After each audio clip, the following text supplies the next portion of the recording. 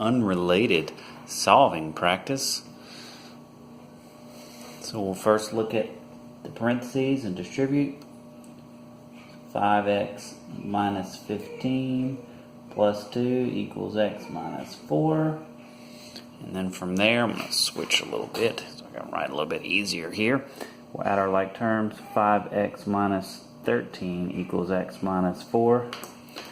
We're going to get all our x's on the left, all our constants on the right. So that x moved over would take away from the 5x. So 4x equals 9 if I add the 13. So x equals 9/4. Again, no reason to turn that into a decimal. Fraction is perfect. Okay. Number 3 is, of course, quadratic, and the way we solve a quadratic is a little different than a first degree equation because you can't isolate the x in most cases like this. So we're going to get all our x squareds together, all of our x's together, and all of our constants together. So notice the opposite operations here canceled. Set that equal to 0. X squared minus 7x minus 8 equals 0. You may also remember that a lot of times we get two answers for those. So factoring is our way out here. Multiples of negative 8 that add up to negative 7, negative 8 and positive 1. So from there we get x is equal to 8, x is equal to negative 1. Moving on to the back side and systems. Zoom out a bit here and take a look at what we have. So that first one, remember we have any method we want to use. Elimination is going to be our choice in this one because they're lined up so nicely. When you add the two, you do get rid of the y variable. So I'm left with 9x is equal to 27. Right? If we add those two together, therefore x is equal to 3. And if x is equal to 3, then this equation can become 12 minus y equals 11, or that y must be 1. So the solution must, of course, have both of those. You can write it as a coordinate if you so choose, because that is the intersection of two lines. All right, the next one, letter B, is set up a little bit differently. So while we could use elimination, I think this one begs us to use substitution. So everywhere we see a y, we're going to plug it in for that one. We have a definition for y right there. So x plus x over 4 minus 9 is equal to negative 5. So some of us don't like fractions. I'm not one of those people, but I can level with those that do.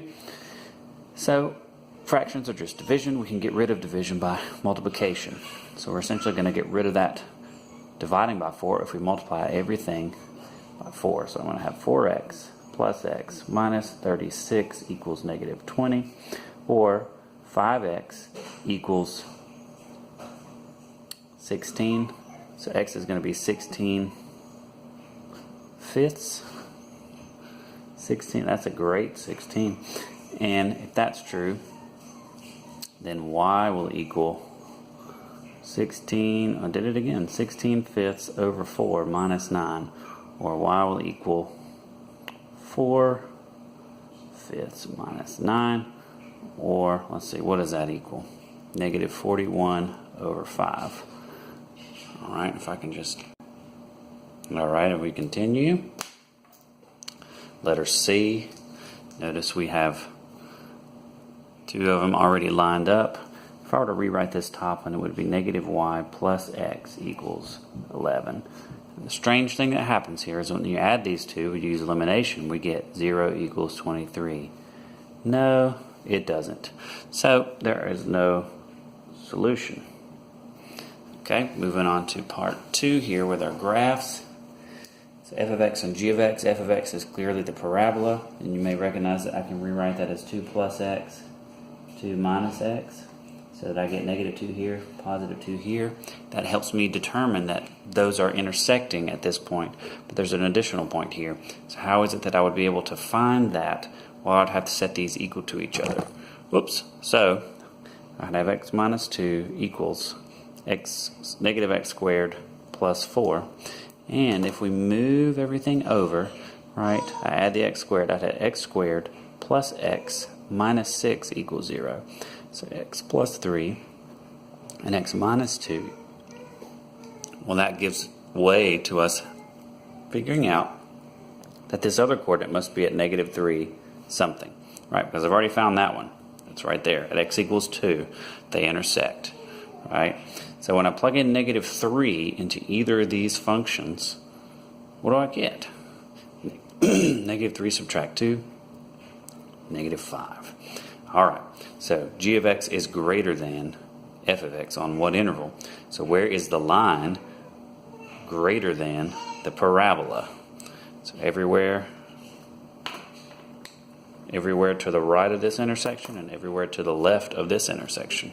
How do we represent that as an interval? So we've got 2 to infinity, bracket. Why do we have to change that to a bracket? Because it does say or equal to. And then there was also a piece prior, and I probably should have listed it first, but negative infinity all the way to negative 3 with a bracket.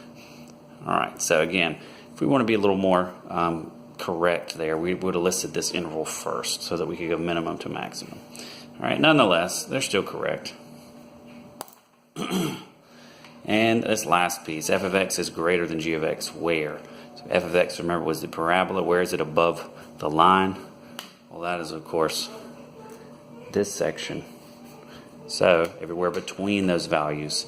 But it does say greater than, not greater than or equal to, so we're going to use our parentheses here, negative 3 to 2. Close that up. All right, oops, I skipped over those. Don't worry about those. I'm going to give you guys those. Not on this test. Okay? Save this next part for the next video.